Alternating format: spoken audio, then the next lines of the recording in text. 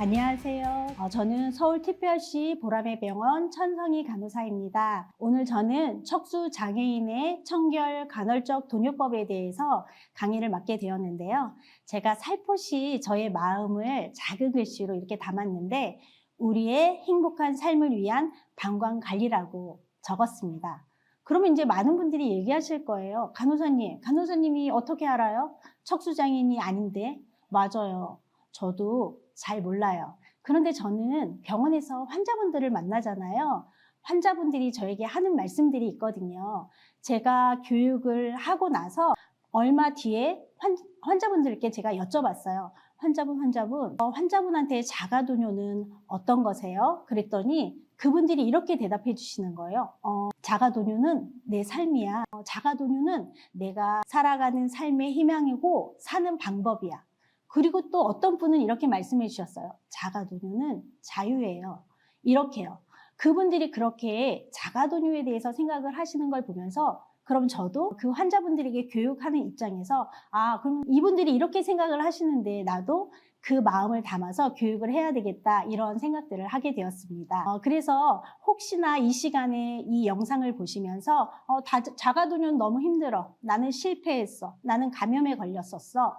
이렇게 고민하셨던 분들 조금은 자가도뇨와 가까워지는 시간이 되었으면 좋겠다라는 그런 마음으로 이 강의를 준비했습니다. 이제 강의를 시작해 보도록 하겠습니다. 오늘 발표 순서입니다. 척수 손상 환자의 방광관리 현황과 방광관리 목표, 그 다음에 이 방광관리를 위해서 청결 간헐적 도뇨에 대한 설명을 한 뒤에 절차들을 안내해 드릴 거고요. 주의사항과 팁들을 말씀드리고 결론을 맺도록 하겠습니다. 먼저 척수 손상 환자의 방광관리 현황입니다.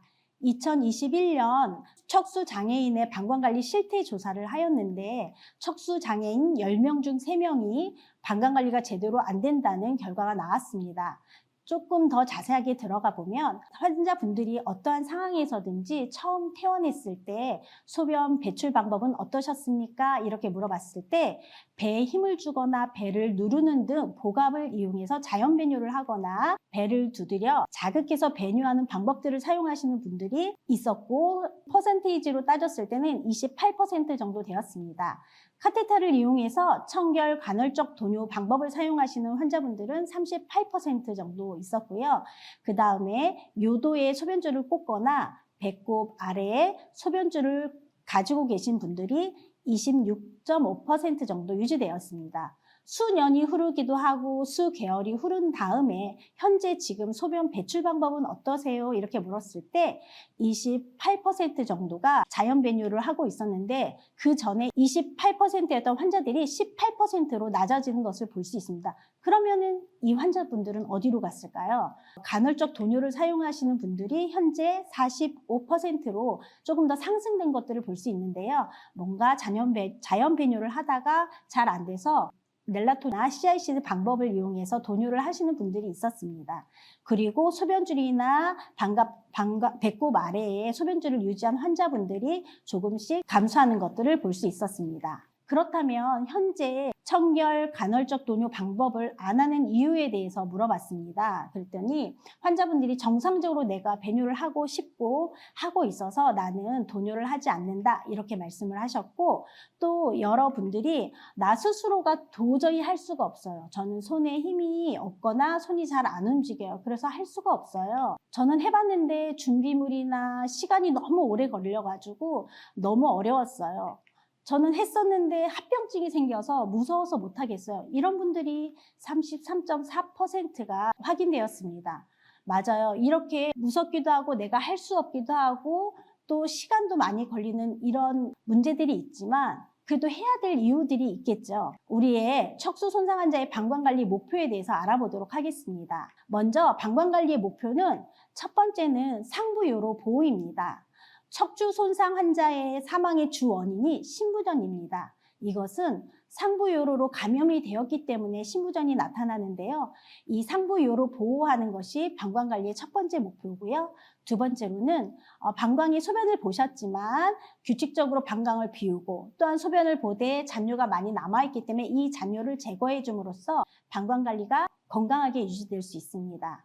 또한 방광관리를 잘 함으로써 감염이나 결석, 협착, 자율신경 과반사의 증상들을 감소시킬 수 있습니다. 그럼 이 목표를 향해서 우리가 왜 청결간헐적 도뇨가 필요한지 말씀드리겠습니다. 청결간헐적 도뇨라는 게 무엇일까요? 소변이 나오는 요도로 소변줄을 넣어서 방광 안에 있는 소변을 몸 밖으로 배출하는 거거든요. 그래서 아예 소변을 못 보시는 분들도 있고 소변을 보지만 잔뇨가 많이 남은 경우에 우리가 인위적으로 관을 넣어서 소변을 배출하는 것입니다. 그렇다면 이 도뇨가 왜 필요할까요? 소변을 보지 못하면 우리 방광이 사실은 이렇게 있는데 점점 소변이 차면서 늘어나거든요. 그런데 보지 못하니까 과도하게 늘어나는데 도뇨를 함으로써 이 과도하게 늘어나는 것을 예방하기 위해서입니다. 또한 소변이 원활하게 배출되지 않았을 때는 방광에 소변이 고여 있으면서 요로 감염 등 합병증을 나타낼 수 있는데 이 합병증을 줄이기 위해서 도뇨를 해야 되는 필요성이 있습니다. 그러면 우리가 이 배뇨장애로 인해서 소변을 안 빼거나 잔뇨가 많았을 때 무슨 합병증이 생길까요? 방광 안에 방금 전에 말씀드렸듯이 소변이 꽉 차면 점점 이 방광이 꽉 차면서 근육들이 끊어지고 그러면서 소변을 볼 때 힘이 약해집니다. 그래서 방광 기능의 저하가 나타나고 방광 안에 소변이 오래 고여 있으면서 요로 감염이 발생하게 됩니다. 처음에 소변이 배출될 때는 균이 없이 깨끗한 건데요. 이 방광에서 소변이 첨자적으로 시간이 지나면서 모여지면서 균들이 발생하게 됩니다. 그 균이 발생하면서 6시간, 7시간, 8시간 되면서 기하급수적으로 균수가 증가되거든요. 그러기 때문에 요로 감염이 생길 수 있고 이 방광 안에 소변이 꽉 차면 밑으로 조금씩 나오는 환자분들도 있지만 소변이 아예 안 나오는 분들도 있거든요. 그러면 방광 안에 소변이 꽉 차고 그게 어디로 갈까요? 위로 내려온 길로 다시 역류해서 올라갑니다. 그러기 때문에 요관 확장증이나 수신증이 일어나게 되죠.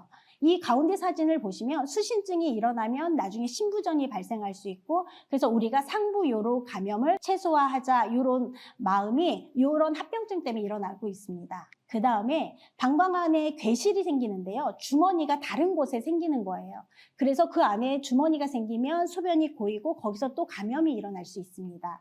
오래된 소변은 또한 결석, 돌들을 만들어내서 방광을 자극하게 됩니다. 이런 합병증이 있기 때문에 우리가 청결간헐적 도뇨를 잘 해보자 이런 취지입니다. 그러면 알겠어요. 그럼 도뇨는 하루에 몇 번 해야 돼요? 이렇게 많이들 질문하시는데 1일 적정 도뇨 횟수는 4회에서 6회 정도 됩니다. 이거는 좀 시간하고 같이 보시면, 간격하고 좀 같이 보시면 좋을 것 같은데요. 저희가 1회 도뇨 간격이 4시간에서 6시간 정도 하자고 하거든요. 좀 전에 말씀드렸듯이 7시간, 8시간 되면 균들이 기하급수적으로 올라가거든요.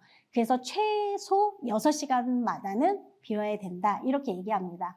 그럼 4시간에서 6시간마다 24시간인데 어떻게 해야 되지? 일단은 취침 직전에 한번 빼시고 기상 직후에 한번 빼시는 거예요. 그래서 아침에 7시에 일어나면 7시나 8시에 소변을 한번 뺍니다. 그리고 식사를 하시고 그 다음에 6시간으로 할지 4시간으로 할지는 드시는 양에 따라 좀 달라져요. 저는 아침 약도 많고 아침에 좀 많이 먹어야 돼요. 하면은 당연히 한 4시간 뒤에 소변을 빼시면 되시는데 이게 8시에 소변을 빼시고 4시간 뒤면 12시잖아요. 그럼 12시에 빼신 다음에 한 5시간 뒤에 5시간이나 6시간 뒤면은 한 5시나 6시 정도 시간이 됩니다. 그때 이제 또 소변을 한번 빼시고 그러면 지금 총 3번 뺐죠? 그 다음에 자기 전에 소변을 빼는 거예요. 그럼 이상해요 간호사님. 우리가 잘 때가 제가 한 10시, 11시 되거든요. 아침은 7시에 일어나요. 그럼 시간이 8시간, 9시간 되잖아요. 맞아요. 그런데 우리 몸은요. 밤에는 항이뇨 호르몬이라는 호르몬들이 막 나와서 소변을 적게 만들어요. 그래서 보통 때 우리가 일상생활 할 때에는 6시간만 돼도 소변량이 꽉 차지만 잘 때에는 소변량이 좀 적게 되죠. 그런데 문제는 그렇게 돼도 저는 많이 나와요. 이런 분들이 계신단 말이죠. 그거는 뭔가 저녁 6시, 7시, 8시에 뭔가를 많이 드시는 분들은 당연히 밤에 소변이 많이 나오고요. 그 호르몬이 제 역할을 못 해주는 경우에도 소변이 좀 많이 나와요. 그리고 한 가지는 많이 나오는 이유가 우리가 휠체어 생활들을 좀 많이 하잖아요. 그래서 앉아있는 시간들이 많으면 몸에서 혈류가 원활하게 돌아가지 않고 밑으로 쌓이게 돼요. 그 수분 정체가 밑으로 되어 있는 거예요. 이런 분들한테는 제가 교육할 때는 한 8시나 9시, 주무시기 한 2시간 전, 1시간 전에 누워서 다리 마사지 하고 누워 계시라고 해요. 누우시면 혈류가 막 돌면서 소변이 형성이 되거든요. 그러고 나서 자기 직전에 소변을 좀 빼시라고 하면 그때 좀 양이 나오면서 주무실 때 좀 편안한 잠을 취할 수 있습니다.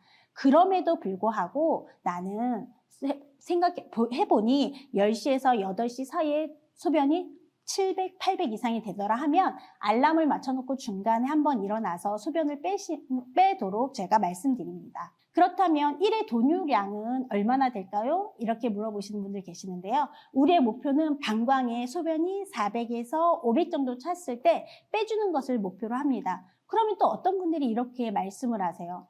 간호사님, 그러면 400에서 500만 빼면 되나요? 그러면 방광 안에는 600, 700인데 400만 빼시는 분들도 계시거든요. 그럴 때는 아니요, 소변을 모조리 다 빼시는 게 우리의 목표입니다. 그렇지만 가능하면 방광의 크기에 소변이 400에서 500만 차도록 그 사이에 계속 빼는 걸 말씀드립니다. 그러면 하루에는 그러면 소변을 얼마만큼 빼게 되나요? 1일 적정 배뇨량은 1500에서 한 1700 정도 저희가 생각하고 있는데 4시간에 하루에 4번을 빼는데 6시간마다 빼면 4, 4, 16 되잖아요. 그래서 그렇게 빼신다고 생각하면 1600 정도 나오게 되거든요. 이렇게 계산하시면 좋을 것 같습니다. 그러면 돈유할 때는 너무 아파서 문제, 당연히 아프죠. 왜냐하면 우리 몸에는 이렇게 동그랗게 돼 있어. 요도가 이렇게 동그랗게 보여서 관이 이렇게 들어가는 게 아니거든요. 사실 이렇게 되어 있어요.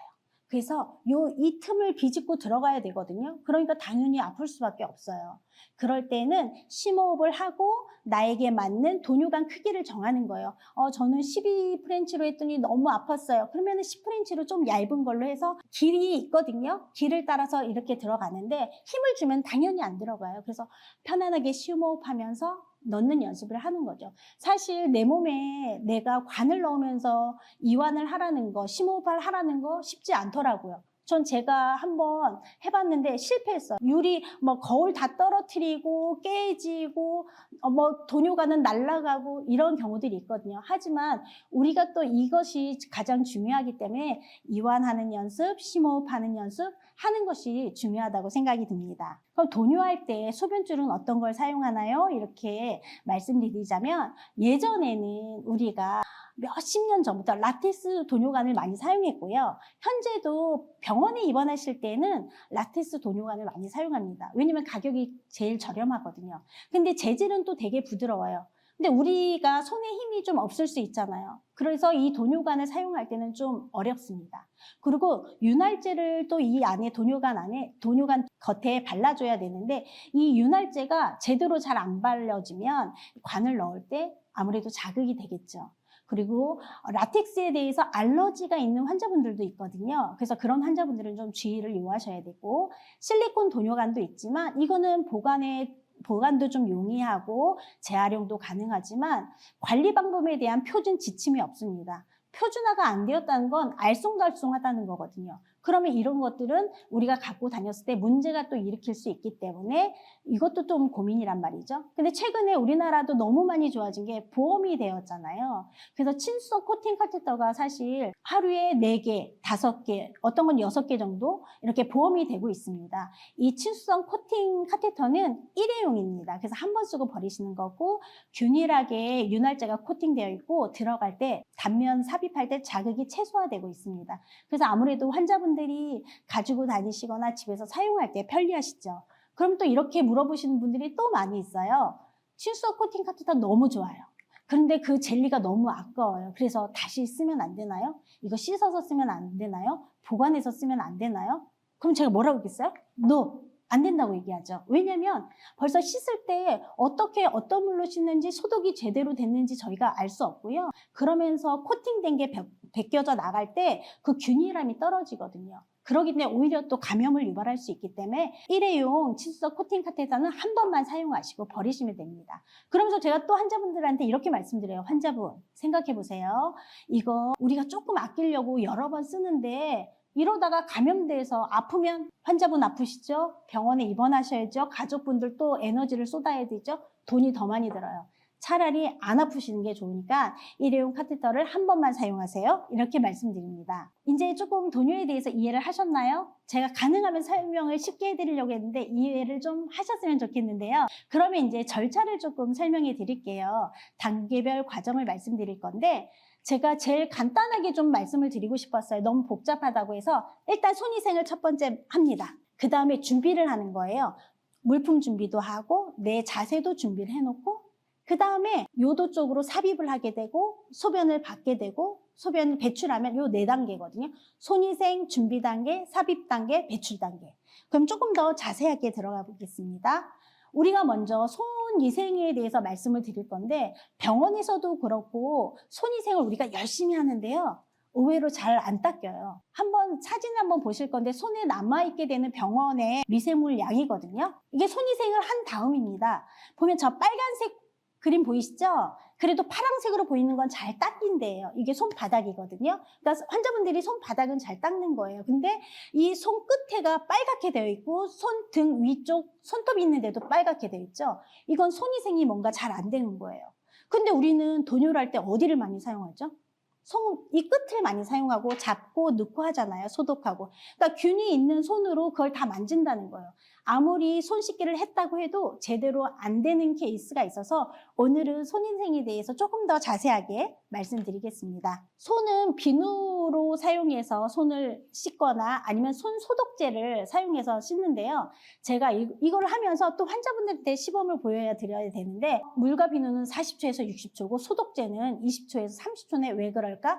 왜 그러냐면 물과 비누로 해서 이 6단계를 하면 제가 해보니까 한 30초 정도 걸리는 것 같아요. 30초 걸리고 물과 비누를 씻어내야 되니까 한 20초 정도 걸리는 것 같고 손 소독젤은 그냥 손 소독만 하고 끝나기 때문에 30초입니다. 그럼 처음부터 한번 차근차근 해보겠습니다. 먼저 1단계인데요. 손바닥하고 손바닥을 마주대고 문질러 주시는 거예요. 근데 몇 번 문질러야 돼요? 이렇게 물어보시죠? 제가 또 세봤잖아요. 한 10번 정도 문질르니까 이게 시간이 다 척척척척 진행되더라고요. 그래서 10번 정도 문질르세요. 그리고 손등하고 손바닥을 마주대고서는 문질러 주시는 거예요. 이렇게.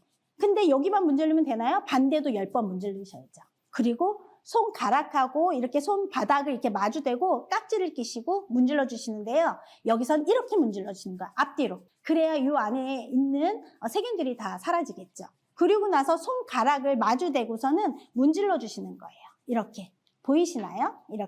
이렇게 문질러 주시고요. 그 다음에 엄지손가락이 여태껏 지금 접촉이 없었단 말이에요. 다른 손바닥으로 감싸고서는 이렇게 10번씩 문질러 주시는 거예요. 그럼 또 어디가 이제 손톱이 제일 문제였잖아요. 그래서 여기 손톱 여기를 대고 바닥에다 놓고 또 이렇게 반대편으로 10번씩 문질러 주시면 되세요.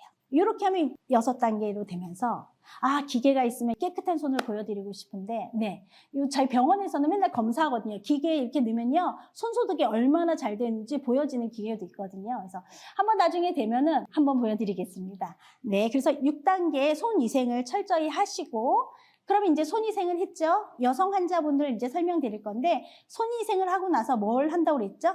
준비, 자세 준비가 있죠. 준비 단계. 준비 단계는 물품을 준비하고 자세를 준비하는 게 있습니다. 그래서 물품은 옆에다 놓고 물주머니를 터뜨려서 사용하는 건 물주머니를 터뜨린 다음에 옆에다 놓으시면 되시고 그 다음에 자세를 취하는 거예요. 나한테 가장 좋은 자세. 그래서 하의를 벗고 의자에 앉거나 자변기에 앉거나 휠체어에 앉거나 그래서 앉으시면 되시고요. 그 다음에 거울을 음부가 보이는 곳에 손거울을 앞에다가 고정하시면 됩니다. 그 다음에 준비를 했으면 이제 어떻게 되죠? 삽입 단계가 있죠. 여성의 경우에는 한 손으로 대음순하고 검지를 이렇게 벌리는데 사실 쉽지 않아요. 우리가 안 쓰는 근육들이잖아요. 그리고 돈요를 할 때 시간이 생각보다 오래 걸리거든요. 그래서 이걸 벌리고 있기에는 사실 오래 걸려요. 그래서 엄지하고 검지하고 하셔도 되시고 검지하고 중지를 이용해서 벌리고 계셔도 됩니다. 그래서 벌린 다음에 손거울로 요도를 이제 확인하는 거예요. 내 요도가 보이네. 여기구나 하고 물티슈를 꺼내서 대음순 닦고 한마 닦고 버리고 또 한 번 닦고 그 다음에 또 물티슈로 소음순 한 번 닦고 또 새로운 것으로 소음순 한 번 닦고 그 다음에 요도를 한 번 닦으면 5번이거든요. 닦은 다음에 소변줄 준비한 소변줄을 요도 입구에 넣으시면 됩니다. 이렇게 넣으신 다음에 소변줄을 통해서 소변이 조금 나오기 시작하면 한 2cm 정도 조금 더 밀어 넣어 주시는 거예요. 그래서 소변이 다 나올 때까지 기다렸다가 이제 긴장이 풀렸어요. 이제 내가 오늘 해야 될 걸 다 했거든요. 그러면서 소변줄을 확 빼셔서 오히려 또 압력이 이렇게 빼면서도 압력이 걸리거든요. 그 구멍 사이로. 그래서 더 손상이 되기도 하거든요. 그러니까 천천히 빼시면 됩니다. 그리고 빼낸 소변줄을 포장지에 담아서 버리시면 여자분들의 자가도뇨법이 단계가 끝나게 됩니다. 또 여자 환자분들의 이런 자세들을 좀 말씀드리고 싶었어요. 환자분들마다 다 다르거든요. 그래서 다리를 한쪽에 올리기도 하시고 휠체어에 올리기도 하시고 자변기에 앉기도 하고 땅바닥에 앉기도 하고 저는 욕실 의자 같은 거 위에 조금 앉기도 하거든요. 환자분들한테 그렇게 앉아서 좀 설명을 드리는데요. 그 욕실 의자 같은 거에 마련해서 앉아도 되고요. 가운데 사진을 보면 거울들이 달려있는데 다리에 힘이 없어서 다리가 자꾸만 오므라지는 경우들이 있잖아요. 그래서 다리 사이에 이걸 껴놓으면 거울을 볼 수 있고 또 밑에 그림 보시면 이거는 이제 환자분들이 팬티를 이렇게 밑으로 내려서 그 거울을 꽂아놓고 보기도 하시더라고요. 그래서 그렇게 사용하시면 좋을 것 같아요. 제가 척수장애인 한 분이 또 아이디어를 주셔가지고 환자분 저 이거 공유하고 싶어요. 이거 사진 찍어서 다른 환자분들한테 좀 안내해드리면 안 될까요? 그랬더니 그러라고 해서 또 알려주는 방법인데요. 이분은 이런 지팡이 같은 게 있으시대요. 그래서 놓고 다리를 올린 다음에 도뇨를 하신다는 거예요. 그래서 이것도 좀 좋은 방법이다. 꼭 이 지팡이 같은 거 아니어도 의자를 나의 다리에서 조금 더 높은 의자 위치에다 놓고 하면 좋겠다 해서 여러분들께 보여드리고 싶었습니다.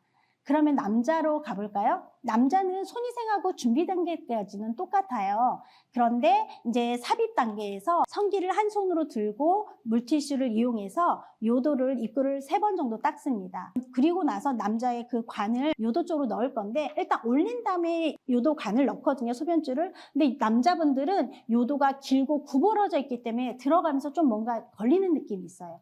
그럴 때 심호흡을 천천히 하시면서 하시고 근데 그래도 안 들어간다? 무리하게 넣지 마세요. 일단 뺐다가 좀 쉬었다가 넣으시는 게 좋습니다. 그 다음 배출 단계는 여자 환자와 똑같고요. 소변이 나오면 조금 더 밀어 넣어서 2cm 정도 넣어서 소변이 나올 때까지 기다립니다. 소변이 다 나오면 천천히 빼시고 소변줄을 포장지에 넣어 버리시면 됩니다. 이렇게 해서 단계별 과정을 좀 알아봤고 남자 환자들 같은 경우에 이걸 좀 보여드리고 싶었어요.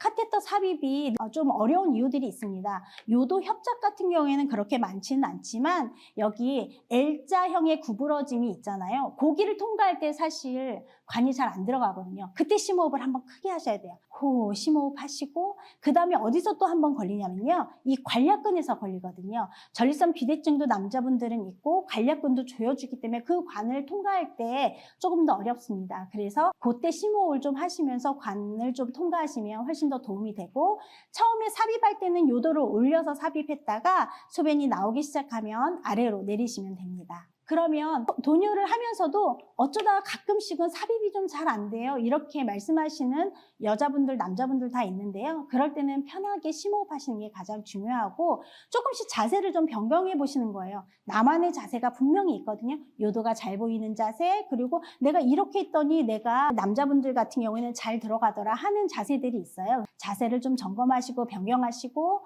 그리고 경직이 일어나면 쉽게 풀리지 않아요. 그래서 경직이 일어났을 때는 완화될 때까지 충분히 기다렸다가 다시 시도해보면 분명히 잘 들어가실 겁니다. 그렇다면 이제 주의사항 및 팁을 좀 말씀드리고자 하는데요. 자가도뇨를 하면서 요로 감염이 생기기 전에 항생제를 미리 복용하면 어때요? 제가 요도 끝이 살짝 불편해가지고 소변 검사했는데 염증 소견이 있어서 개인병원에서 항생제를 처방받았어요. 아니면 차라리 규칙적으로 항생제를 좀 먹으면 어떨까요? 이렇게 질문하시는 분들이 있습니다. 근데 대부분 그런 분들은요. 무증상 세균뇨라고 해요. 무증상 세균뇨라는 것은 분명히 소변 검사에선 균이 나오지만 증상은 없는 거예요. 이럴 때에는 항생제 투약은 하지 않습니다. 왜냐하면 자꾸 항생제 내성이 생기면서 더 안 좋아지거든요. 그러면 어떤 게 증상이 있는 세균일까요? 감염의 증상들을 좀 살펴보면 방광에 소변이 꽉 차서 감염이 됐을 경우에는요. 방광이 자극을 해서 소변이 조금씩 나와요. 그래서 요실금 증상이 나타나고 그러면서 열도 좀 나면서 옆구리가 아파지기 시작합니다. 그런 분들 또한 소변에서 피가 많이 나거나 소변이 너무 짙으면서 악취가 나는 환자분들이 있어요. 이럴 때, 이런 증상이 있을 때는 꼭 병원에 방문하셔야 됩니다. 그러면 감염 예방을 위해서 제가 할 수 있는 일은 무엇이 있나요? 환자분들한테 팁을 좀 몇 가지 알려드리자면, 우리 철저한 손위생 6단계 있죠? 그 손위생만 잘하셔도 감염이 일어날 가능성이 많이 줄어듭니다. 그리고 또 두 번째는요, 제가 한자를 또 오랜만에 찾아봤어요. 과유불급이라고 해서 정도를 지나침은 미치지 못한 것과 같은, 어제 사전을 찾아봤더니 이런 내용이 있더라고요. 그래서 이게 뭔가 과하게 많이 하는 거예요. 사실 요도 입구는 물티슈나 물과 비누로 씻어내도 충분하시거든요. 그런데 나는 이걸 조금 더 잘 관리하고 싶어 해가지고 소독제를 사용하시는 분들이 있어요. 그러면 소독제가 요도 쪽을 닦아내면서 상처를 입히게 되고 피부가 아무래도 좀 문제가 생길 수 있거든요. 그래서 요도 입구는 소독제가 아닌 물과 비누 아니면 물티슈로 충분합니다. 그리고 어떤 분들은 이제 많은 정보를 알고 계셔서 감염을 예방하기 위해서 물을 많이 먹어야 돼요. 그래서 3,000, 4,000, 5,000씩 드시는 분들 계세요. 그래서 아예 페트병을 하루에 이렇게 놓으신대요. 하루 먹어야 될 양들. 그래서 1리터를 5병을 놓고 시간 맞춰서 계속 드신다는 거예요. 그런데 수분 섭취를 많이 하면 오히려 정말 좋을까요? 그렇지 않다는 거죠. 돈유를 더 많이 하게 돼요. 3,000cc를 드시는 분은 소변을 300씩 10번 빼셔야 되시는 거예요. 그러면 요도 쪽으로 자극이 더 되죠. 밤에 계속 일어나셔야 되죠. 그러면 더 방광이 안 좋아질 수 있거든요. 그렇기 때문에 적절한 수분 섭취가 필요한데 앞에 말씀드렸듯이 1일 적정 배뇨량이 1,500에서 1,700 정도 되니까 그거에 맞춰서 물을 드시되, 혹시 순환기 문제나 신장 문제가 있으신 분들은 교수님들하고 상의를 하시는 게 좋을 것 같습니다. 손 움직임이 어려운 부분들 있잖아요. 그래서 힘이 안 되는데 관이 너무 얇아서 잘 손에 안 잡힐 때에는 집게를 이용해서 사용하거나 이렇게 손에 끼워서 집은 다음에 사용하시는 방법들이 있습니다. 또한 남자분들이나 여자분들 다리의 움직임이 어려워가지고 다리 쪽에 고정하기 위해서 거울이 달린 다리 벌리기도 있고, 남자분들도 이렇게 다리 벌리는 기구들이 있고, 가운데 사진은 페니스 홀더라고 해가지고 요도를 좀 잡기가 어려울 때 이 안에 홀더 안에 꽂으시고 도뇨를 하시면 안정적인 자세로 도뇨를 할 수 있습니다. 마지막으로 결론입니다. 청결간헐적 도뇨법은 척수장애인의 배뇨관리의 삶의 질을 위한 안전하고 효과적인 방법입니다. 그런데 너무 어렵잖아요. 제가 4단계의 방법을 말씀드렸는데 이걸 통해서 환자분들만의 나만의 방법을 만들어 보시는 게 좋아요. 난 이렇게 하고 해봤더니 너무 좋아. 나만의 방법을 어떻게 할까요? 해봐야 알거든요. 2번 해보고 3번 해보고 4번 해볼 때마다 나만의 방법, 노하우가 생기는데 그런 것들을 해보신 다음에 방법을 만들어 보시고, 그 다음에 우리는 합병증 예방 및 치료가 가장 중요한 거죠. 그래서 철저한 손위생을 하고, 말씀드렸죠. 과유불급, 요도 입구는 물과 비누로 닦고 물티슈로도 충분하다. 적절한 수분 섭취를 하자. 그리고 도뇨 스케줄을 규칙적으로 좀 하시는 거예요.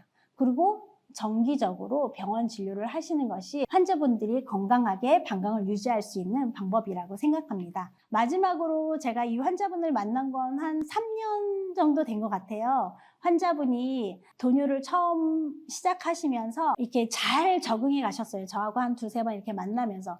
그래서 환자분의 성공담을 사실 알려드리고 싶었어요. 이렇게 힘든 과정에서도 이렇게 하시는구나. 그래서 성공했구나. 그래서 마지막 영상을 보면서 환자분들하고 같은 마음이지 않을까라는 생각들을 해보면서 마지막 영상을 공유하겠습니다. 복압배뇨는 편하기는 했지만 요실금이라는 걱정과 두려움이 있었습니다. 그래서 항상 생리대 크기의 요실금 패드를 사용하였으며, 소변 검사를 하면 정확한 병명은 좀 모르지만 깨끗하지는 않았습니다. 그러나 약을 복용할 정도는 아니었습니다. 그러던 중 2022년 10월 유치도뇨법으로 소변을 배출하고 있는 동료 척수장애인으로부터 복압배뇨 시 신장기능 저하 및 요로 감염으로 인한 다양한 합병증이 나타날 수 있다는 이야기를 듣고 척수장애인의 배뇨관리 내용 중에서 CIC 관련 연구 자료를 확인하게 되었습니다. 이후 서울대 보라매 병원에 방문하게 되었으며 상담 후 간헐적 도뇨법으로 변경하게 되었습니다. 아마도 53세의 나이로 건강 염려증이 좀 생긴 듯한데요. 중도장애인으로 또 다른 장애가 생겨서 어려움이 발생하는 것보다는 제게 주어진 시간이 하루라도 조금 더 건강하게 살고 싶은 마음에 변경한 마음도 있었습니다. 항상 카테터와 물티슈를 가지고 다녀야 된다는 이런 번거로움과 그리고 시간이 오래 걸린다는 점이 매우 어려운 부분이라고 할 수 있습니다. 가끔 오래 참을 땐 실금이 있긴 하지만 자가도뇨법을 사용하고부터는 요실금으로부터 자유로워졌습니다. 복합배뇨 시에는 요실금에 대한 걱정 속에서 잠을 들었고요. 자주 깨고 그리고 깊이 잠들지 못했습니다. 그렇지만 자가도뇨 이후 소변을 배출한 이후에 편안하게 잠자리에 들었으며 숙면도 가능해졌습니다. 자가도뇨는 제게 있어서 요실금으로부터 또는 감염으로부터 또는 부작용으로부터 이런 다양한 걱정으로부터 자유를 주는 것 같습니다. 그래서 자가도뇨는 자유다라고 저는 표현하고 싶습니다. 먼저 간헐적 도뇨법으로 변경할 수 있도록 진심을 다해서 상담해 주신 천성희 간호사님께 감사의 마음을 전하고 싶습니다. 요로 역던 검사 시간과 간헐적 도뇨법에 대해서 설명할 때 편안하고 친절한 상담이 있었기 때문에 배뇨 방법을 변경할 수 있었습니다. 복합배뇨의 단점을 알고 있어도 간헐적 도뇨법의 불편함으로 인해서 쉽게 변경하지 않았을 텐데 척수장애인의 배뇨 관리의 어려움에 대해서 다양한 사례들을 이야기해 주시면서 불편함이 있지만 그리고 어려움도 있지만 그 부분을 이해해 주시면서 공감해 주시는 부분이 제게는 배뇨 방법을 변경하는 데 큰 힘이 되었습니다. 이 자리를 빌려서 다시 한번 감사드립니다. 이제는 이론으로 말씀드렸던 부분을 실습으로 보여드리도록 하겠습니다. 이제는 남자 모형이 있는데요. 남자분들의 순서를 한번 좀 해보도록 하겠습니다. 먼저 뭐라고 그랬죠? 손위생. 첫 번째는 손위생이라고 말씀드렸는데요. 손소독제를 이용해서 이렇게 6단계로 이용해서 손소독을 하시는 겁니다. 제가 조금 더 빠르게 보여드리도록 하겠습니다. 예, 6단계 손소독이 다 끝났고요. 깨끗한 손을 준비하셨다면 이제는 준비 단계죠. 예, 카테터가 필요합니다. 그래서 이 카테터는 환자의 의자 쪽이나 가까운 곳에 붙일 수 있습니다. 그래서 이 테이블 뜯으시면 저희가 여기 이렇게 붙여놓도록 하겠습니다. 그리고 나서 이 준비를 붙인 상태에서 예, 이렇게 껍질을 벗겨 놓으시면 이렇게 카테터가 준비되어 있습니다. 그리고 나서는 어떻게 하죠? 네, 옷을 하의를 다 벗겨져 있지만 벗고 이제는 물티슈로 이제 소독을 하겠습니다.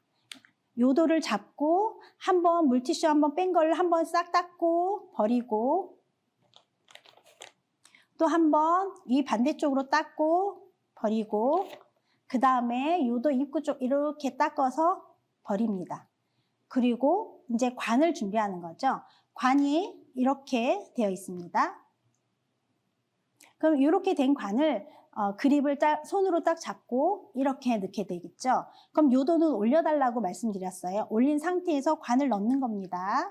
이렇게. 네. 그 다음에 그립을 조금씩 빼시는 거예요. 네.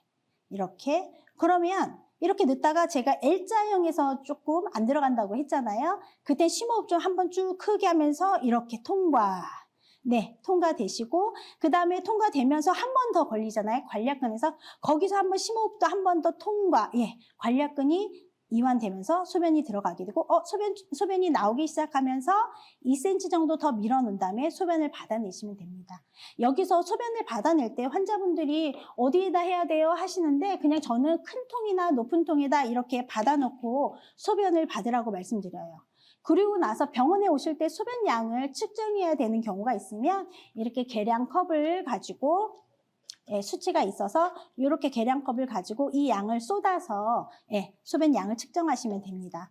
다 소변이 나왔다면 이제 천천히 빼내시면 되세요. 마음이 급해서 팍 빼시면 손상이 일어날 수 있으니까 소변을 천천히 이렇게 빼주시면 좋습니다. 이렇게 해서 남자 환자의 카테터 삽입 방법을 설명드렸습니다. 여자 환자분들도 그렇고 남자 환자분들도 그렇고 버리는 게 너무 본인의 카테터가 보여지는 게 싫을 수 있잖아요. 그러면 검은 봉다리 같은 걸 좀 준비하셔도 되시고요. 비닐 같은 걸 이렇게 준비하셔서 옆에다 놓으셔도 됩니다. 이렇게 놓고 그 다음에 카테터를 좀 보여드릴 건데요. 카테터는 이렇게 조금 작은 소형의 카테터도 있고 큰 카테터도 있는데 시간이 되는 관계로 제가 두 가지 다 보여드리도록 하겠습니다. 이런 길쭉한 카테터는 좀 전에 보여드렸던 것처럼 이렇게 스티커를 여기 주위에다가 붙여주시고요. 그 다음에 이렇게 이렇게 살짝 붙여주고 준비하시면 되시고 이제 손 소독을 똑같이 하게 되죠. 6단계에 걸쳐서 손 소독을 하게 됩니다.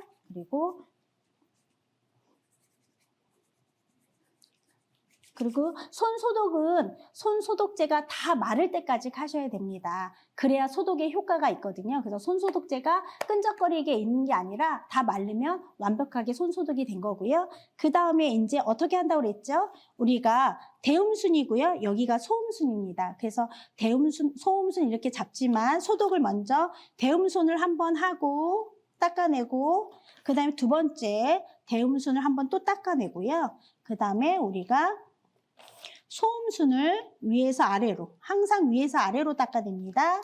여기는 이렇게 위에서 아래로 닦아내고, 우리의 위치에 보통 거울을 사용하게 되거든요. 그래서 항상 나의 위치보다 좀 작은 이런 거울들을 좀 사용하시면 요도를 볼 수 있고요. 그 위치를 잘 맞춰주시는 거예요. 그래서 요도를 확인했습니다. 거울로 확인하고, 그 다음에 이 카테터로 소독된 부위의 요도에 이렇게 넣어주시는 거예요. 넣어주시면서 잘 안 들어가거든요. 그럴 때 심호흡을 한 번 더 하시면서 천천히 들어가고 소변이 나오기 시작하면 조금 더 2cm 정도 더 넣어서 소변이 다 나오고 소변을 받아낸 다음에 끝났다고 생각되시면 천천히 관을 빼시면 됩니다. 이렇게 빼서 여기다 넣으시면 됩니다. 그리고 작은 거를 보여드릴 건데요. 이거는 소형이어서 사실 환자분들이 가지고 다니기가 좀 편리하실 것 같아요.